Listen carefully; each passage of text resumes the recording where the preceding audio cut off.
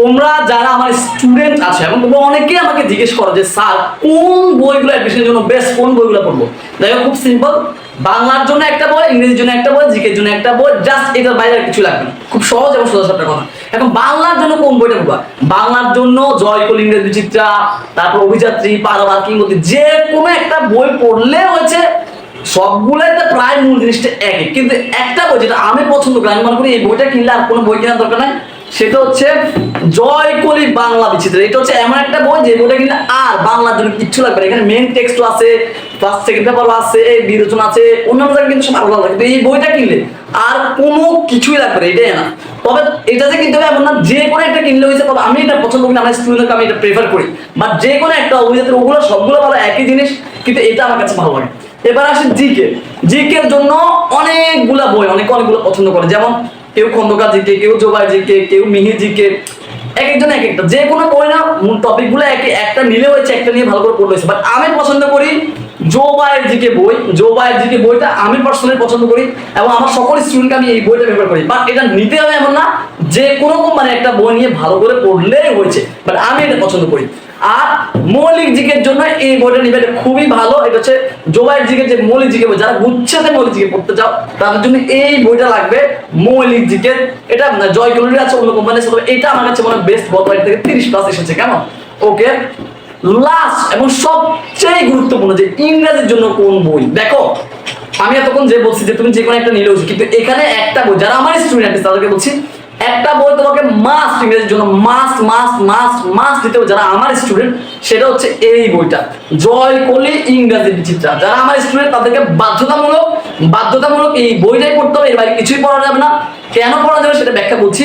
প্রথমত যারা এই বইটা কিনে সামর্থ্যের সমস্যা না, আমি প্রতিদিন যা পড়ে এটা পিডিএফটা দিই, সেখান থেকে পিডিএফ পড়লে হবে, কেমন? এবার আসি এই বইটা কেন পড়তে হবে। দেখো বাজারে যেসব বই আছে, কম্পিটিটিভ এক্সাম, মাস্টার, এই যে দেখতে হচ্ছে কম্পিটিটিভ এক্সাম, দেখো কেমন মোটা একটা অ্যাডমিশন স্টুডেন্ট জীবনে কখনো 3 মাসে অ্যাডমিশনের সময় বা 4 মাসে অ্যাডমিশন সময় এত মোটা এই বইটা শেষ করতে পারবে?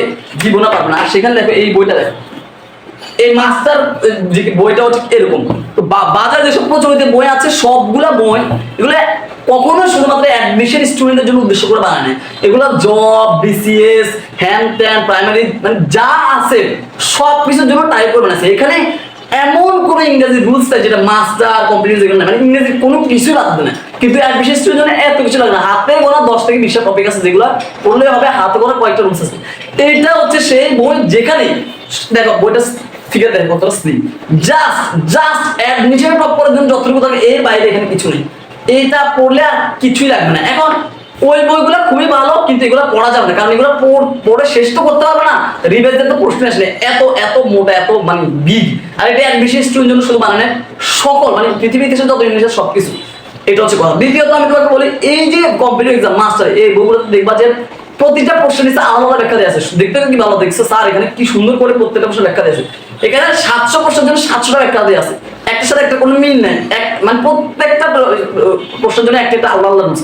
এটা পড়তে গেলে শুধু ভালো লাগে যখন আলাদা করে যেকে যখন প্রশ্ন করতে দেখবে তুমি কিছুই পাচ্ছ, তুমি এলোমেলো হয়ে যাচ্ছে, তোমার কাছে নিজেকে হতাশ মনে হবে এই বলে। কিন্তু এইটা জাস্ট অ্যাডমিশনের জন্য যতটুকু ততটুকু এটা পড়লে অ্যাডমিশন টপ করতে পারো। আমি নিজে এই বইটা ফলো করেছি এই পর্যন্ত, আমার সকল স্টুডেন্ট, এই যে আমি নিজে আপনারা তো বলছি এই বইটা পড়ে আমার বাকি গত 2-3 বছরে যাদের পড়েছে প্রত্যেকে চান্স পেয়েছে। প্রথমবার 30 জন, তারপর 60 জন, সবাই টপ করেছে। এই বইটা সবাই ফলো করছে। সুতরাং এই বইটা মাস্ট নিবে, এটা আমার রিকোয়েস্ট যারা আমার অ্যাডমিশন অন্তত, কেমন? এটা হচ্ছে কথা। আর তোমাদেরকে আমি বলি খুব সহজ, তোমরা যারা আমার কাছে পড়ছো, সেটা হচ্ছে দেখো আমি তোমাদের বাংলা জিকে যা পড়া দিলাম সেটা কমপ্লিট করবা।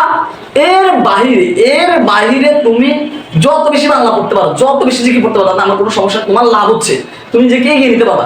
কিন্তু দয়া করে ইংরেজিটা আমি যতটুকু দিবি, এর বাইরে তুমি কখনোই কিছু পড়বে না। কারণ তুমি ধরো নিজে রাইটিং পড়তে গেছো, এখন রাইটিং তুমি রুলস শিখবে কয়টা? অন্তত ধরো 80-90-100টা। আমি পড়াবো সব মিলে 10টা রুলস। তার মানে আমি তোমাকে একটা টপিক দিব 2টা রুলস 3টা রুলস। আমি না পড়ে তুমি বুঝবে না যে এটা কতটা সহজ। তুমি নিজে পড়তে গিয়ে তোর কাছে কঠিন হয়ে যাবে, এলোমেলো করে ফেলবা। সুতরাং বাংলা এবং জিকে তুমি তোমার মতো করে ইচ্ছা মতো পড়ো, আর এই ইংরেজিটা আমি যতটুকু ততটুকু। আবার তোমরা যারা ডিইউ, সিইউ এক একজন এক ইউনিভার্সিটি পড়তে চাও, আমি সবাইকে পড়ে আমার কাছে যারা পড়ে, তো তোমার সেক্ষেত্রে কি করবা, তুমি যে ইউনিভার্সিটি পড়তে চাও সেই ইউনিভার্সিটি একটা প্রশ্ন দিবা। ধরো তুমি ঢাকা বিশ্ববিদ্যালয় বিউটি পরীক্ষা দিচ্ছ বা আরই বিউটি পরীক্ষা দিচ্ছ, তাহলে আরও একটা প্রশ্ন, ঢাকা বিশ্ববিদ্যালয় একটা প্রশ্ন, প্রতিদিন এখান থেকে প্রশ্ন সলভ করো ইংরেজিতে ছাড়া। ইংরেজিতে আমি তোমাদের পড়াবো, বাংলা থেকে তুমি নিজে পড়তে পারো। এইভাবে তুমি তোমাকে নিজেকে এগিয়ে নিবা। আর আমি যা পড়াচ্ছি তা পড়াও, দেখবা তুমি একদম পুরো বাংলাদেশ টপ করতে পারবা। বুঝতে পারছো কিনা? সুতরাং তোমরা জাস্ট আমি যে যতটুকু দিই অতটুকু পড়ো, এর বাইরে তোমরা বাংলা জিকে এমন কোশ্চেন একটা ভালো করে পড়ো, দেখবা তোমার চান্স ইনশাআল্লাহ নিশ্চিত।